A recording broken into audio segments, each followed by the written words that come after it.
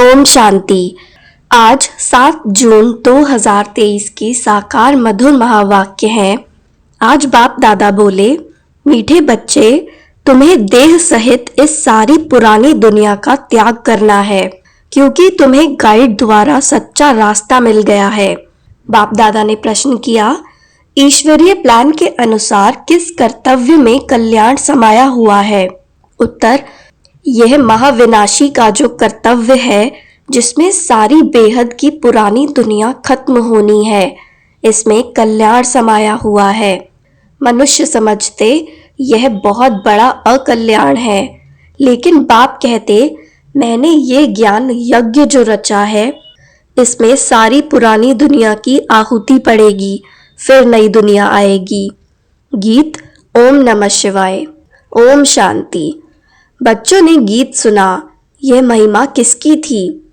तुम मात पिता अर्थात परम पिता परमात्मा की महिमा। उच्चते उच्च भगवान, वही है उच्चते उच्च गॉड फादर। ईश्वर को फादर कहा जाता है। किसका फादर? सारी मनुष्य सृष्टि का फादर। वे है बेहद का बाप। जब उनको बाप कहा जाता है तो रचयिता भी है। मनुष्य सृष्टि का रचयिता है। वास्तव में सभी मनुष्य मात्र के दो बाप हैं, एक लौकिक, दूसरा पारलौकिक हुआ आत्माओं का बाप। आत्मा को जिस्म देने वाला है लौकिक बाप। आत्मा तो निराकार ही है। आत्माओं का निवास स्थान निराकारी दुनिया में है, जिसको ब्रह्मलोक भी कहा जाता है। यहाँ सभी आत्माओं को यह शरीर मिला हुआ है पार्ट बजाने, ड्रामा के राज को भी अच्छी रीति समझाना है। तुम जानते हो कि गॉड फादर की महिमा सभी से न्यारी है। गाते भी हैं, ओ गॉड फादर। मनुष्य सृष्टि का बीज रूप है। ये है उल्टा झाड़। बीज बाप ऊपर में है। जब कहते हैं ओ गॉड फादर, तो ऊपर में नजर जाती है। सभी आत्माओं का फादर एक परम पिता परमात्मा है। उनकी महिमा है सभी से ऊंची, परंतु मनुष्य बिल्कुल नहीं जानते हैं। सभी आत्माओं का फादर वह निराकार बाप और फिर साकार बाप प्रजापिता ब्रह्मा, जिसको आदि देव, महावीर, एडम भी कहते हैं, जिस द्वारा निराकार परम पिता परमात्मा मनुष्य सृष्टि रचते हैं। फादर को तो कभी बेअंत नहीं कहा जा सकता।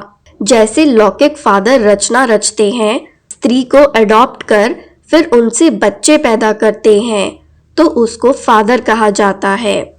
फादर को भी सर्वव्यापी व बेअंत नहीं कहेंगे। बाप से ही बच्चों को वर्षा मिलता है, तो निराकार परम पिता परमात्मा है सभी आत्माओं का बेहद का बाप। ये समझना है, God is one, father is one.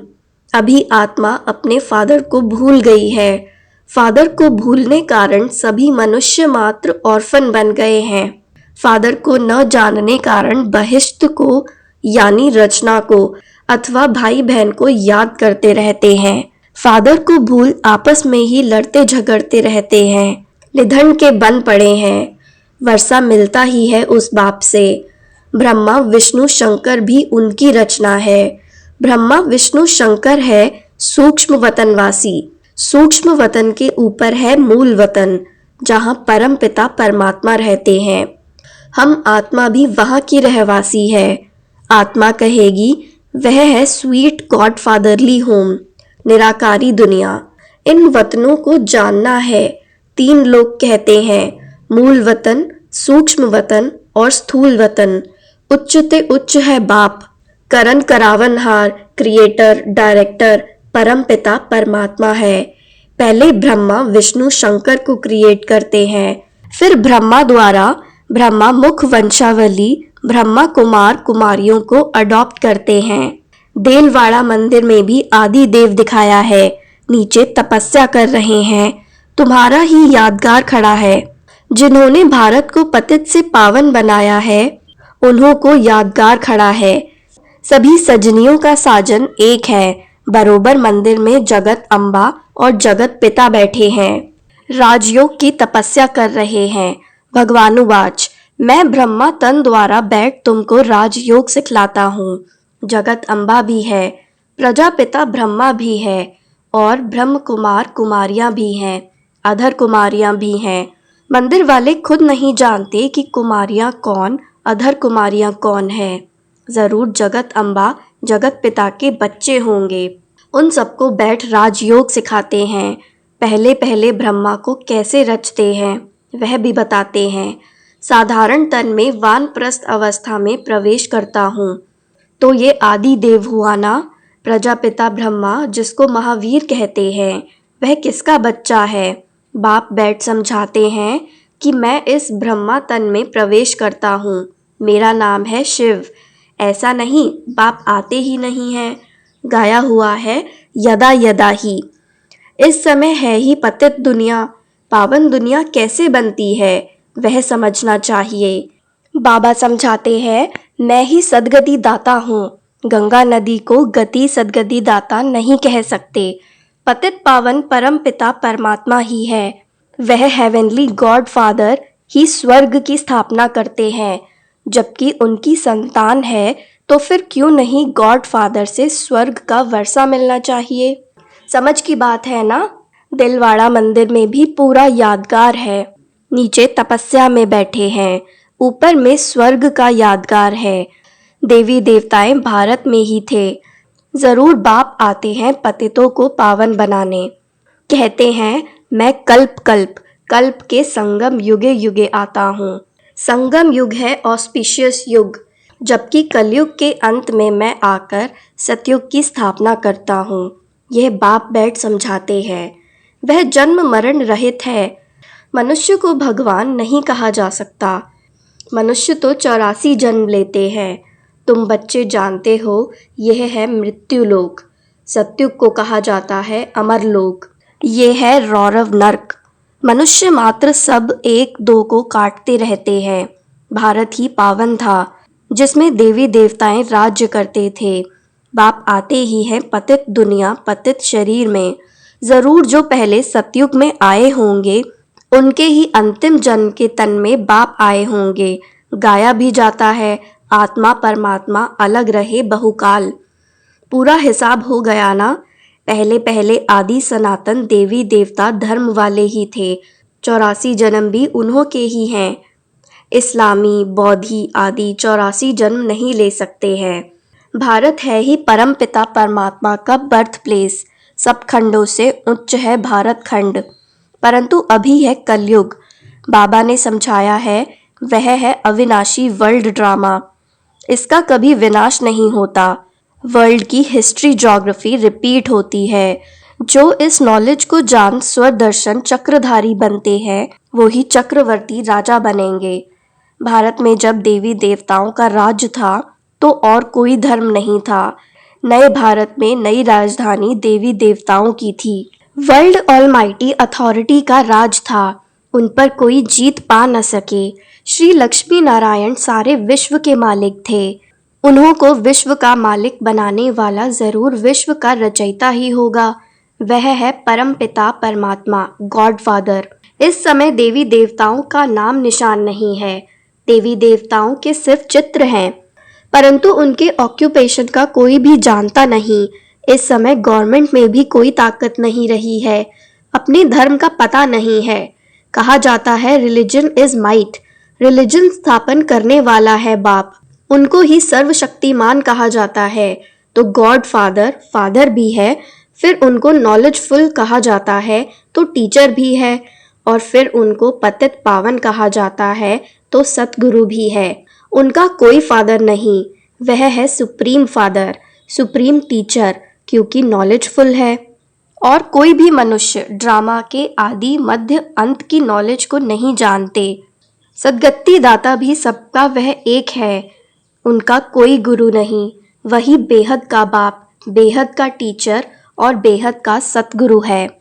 बाप समझाते हैं भारत अब कंगाल पतित है। पतित बनाती है माया रावण। अभी भारत आसुरी राजस्थान है। सतयुग में देवी राजस्थान था जिसको स्वर्ग हेवनी कहा जाता है। भारत ही ऊंच से ऊंच अविनाशी खंड है। अविनाशी बाप का यह बर्थ प्लेस है। भारत खंड कभी विनाश को नहीं पाएगा और सब खत्म हो जाएंगे। तो बाप का भी इस ड्रामा में पार्ट है, जो इस पतित सृष्टि को पावन बनाकर आदि सनातन धर्म की स्थापना करते हैं। शंकर द्वारा अनेक धर्मों का विनाश। यह विनाश कोई अकल्याणकारी नहीं है, यह है रुद्र ज्ञान यज्ञ, जिससे विनाश ज्वाला प्रज्वलित हुई है। बाप कहते हैं, गीता का रचयिता में निराकार परम पिता परमात्मा हूँ। मनुष्यों ने फिर श्री कृष्ण का नाम डाल दिया है। भगवानुवाच, मैं आपको राजयोग सिखलाता हूँ, तुम राजयोगी हो। तुम्हें सारी पुरानी सृष्टि का देह सहित जो कुछ है सबका त्याग करना है। मैं गाइड बन सबको वापस ले चलने आया हूँ। बाप ही दुखों से लिबरेट करते हैं। आधा कल्प है भक्ति अर्थात रावण राज और आधा कल्प है राम राज। यह बाप बैठ समझाते हैं, कोई मनुष्य नहीं समझाते। अभी बाप आत्माओं से बात करते हैं, समझाते हैं, बच्चे तुम्हारा ये है प्रवृत्ति मार्ग। भारत में प्योरिटी थी तो पीस प्रॉस्पेरिटी भी थी, अभी प्योरिटी नहीं तो पीस प्रॉस्पेरिटी भी नहीं। सब रोगी दुखी है। अभी भारत दुखधाम है, भारत ही सुखधाम था। अब बाप कहते हैं, बच्चे मेरे साथ योग लगाओ। पहले तो निश्चय होना चाहिए कि हम आत्मा है, न कि परमात्मा। परमात्मा की तो महिमा बहुत भारी है। तुम भी सतयुग में सब पवित्र थे, अब अपवित्र बन गए हो। ब्राह्मण, देवता, क्षत्रिय, वैश्य, शूद्र, यह वर्ण है ना। तुम हो प्रजापिता ब्रह्मा की औलाद ब्राह्मण। आदिदेव ब्राह्मण को किसने जन्म दिया? बाप कहते हैं, मैंने इसमें प्रवेश कर इनका नाम ब्रह्मा रखा, इनको अडॉप्ट किया। ये भागीरथ हैं, इनके द्वारा मैं तुम्हें माया पर जीत प्राप्त कराता हूँ। बाकी कोई युद्ध आदि का मैदान नहीं है।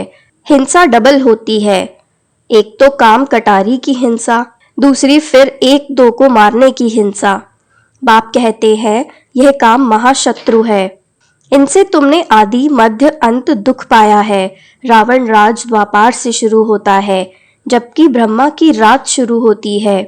यह संगम युग ही सबसे कल्याणकारी है। पीछे तो नीचे उतरते जाते हैं। देवता से क्षत्रिय, क्षत्रिय से वैश्य, शूद्र वर्ण में आना ही है। जो ब्राह्मण धर्म के होंगे वो ही आकर ब्रह्म कुमार ब्रह्म कुमारियां बनेंगे। बाप समझाते हैं, भारत जीवन मुक्त था, अभी जीवन बंद है।